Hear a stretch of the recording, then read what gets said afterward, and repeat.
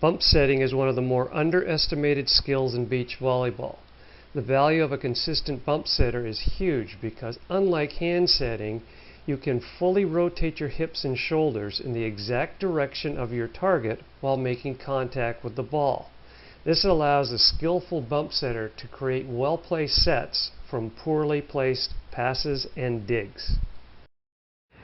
Bump setting is arms parallel to the ground, body down, either in feet in parallel or staggered, and then standing up with a ball.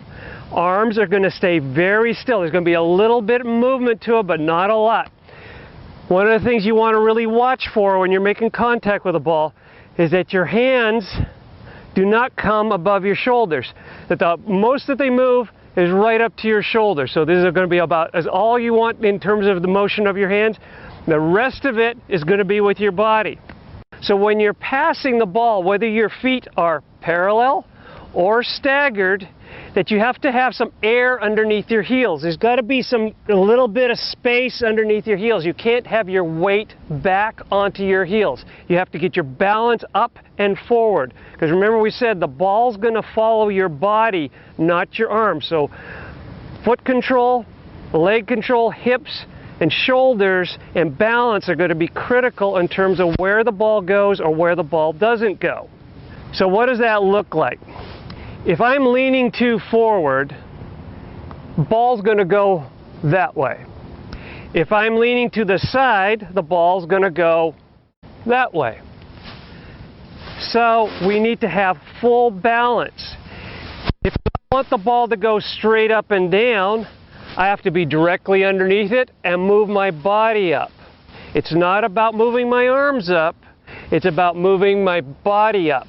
If I want the ball to go forward, I'm still going to get underneath the ball, but I'm going to step forward with the ball.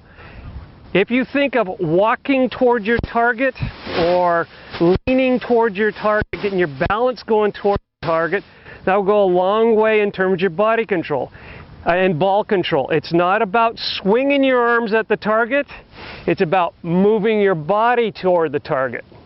When you're underneath the ball, it is important to get your shoulders over your hips. So whether my feet are parallel, I'm going to squat down. Notice there's air underneath my heels. I'm going to be directly underneath the ball. My arms are going to be parallel to the sand.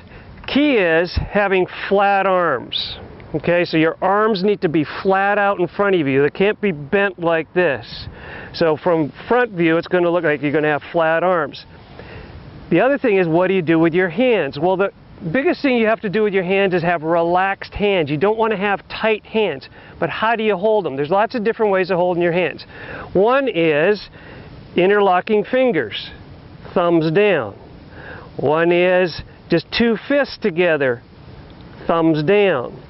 Another one is cupping both hands, putting your thumbs really tight together, thumbs down. The one that I prefer to teach is one hand open, the other hand open, slide one on top of the other, put the thumb down. Open hands and thumb down. The reason we want the thumbs to go down is so that it keeps your arms nice and flat.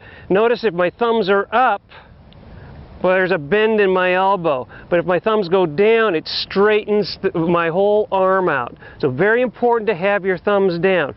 It really doesn't matter how you hold your hands, as long as your thumbs are down and your hands are relaxed.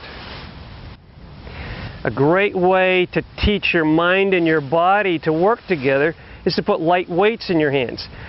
I recommend that you get used to doing this almost on a daily basis if you want to have great ball control. The key is not moving your arms, right? We've talked a lot about that. It's about moving your feet and your hips and your shoulders. So if you have light weights in your hands, or it could be a couple cans of soup, it could be a couple bottles of water, it doesn't need to, whatever it is, just some weight. You put your hands out there with the weight like you're passing a ball, get underneath it, arms parallel, stand up. Get used to doing that. Take a step, arms down, everything flat, stand up. Keeping your arms nice and still. Do that with a drop step. Drop step, arms down, turn your shoulders. Notice that every time we do this, our arms aren't swinging. It's our body and our shoulders that are doing the work. Here's another thing in terms of where's the ball supposed to hit.